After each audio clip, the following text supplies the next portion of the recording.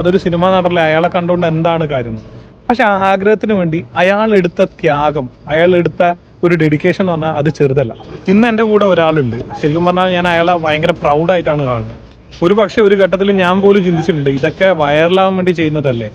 അതായത് മറ്റാരുമല്ല, ഉണ്ണിക്കണ്ണൻ മംഗൾഡാമാണ്.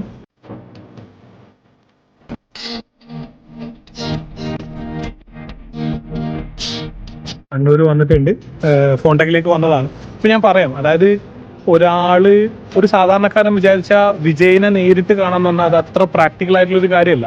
നമുക്ക് ചിന്തിക്കും, കാരണം അതൊരു സിനിമ നടല്ലേ, അയാളെ കണ്ടുകൊണ്ട് എന്താണ് കാര്യം?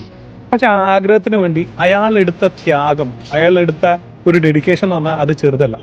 അതിനുവേണ്ടി പുള്ളിക്കാരൻ ട്രൈ ചെയ്ത് ആ റിസൾട്ടോളം പുള്ളി എത്തി.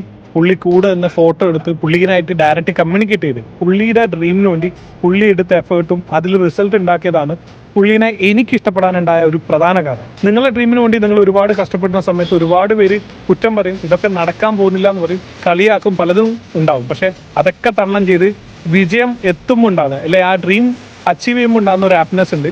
അത് ഒരു ലഹരിക്കും തരാൻ വേണ്ടി പറ്റില്ല എന്ന് പറഞ്ഞുകൊണ്ട് മറ്റൊരു വീഡിയോയിൽ കാണാം. ബൈ.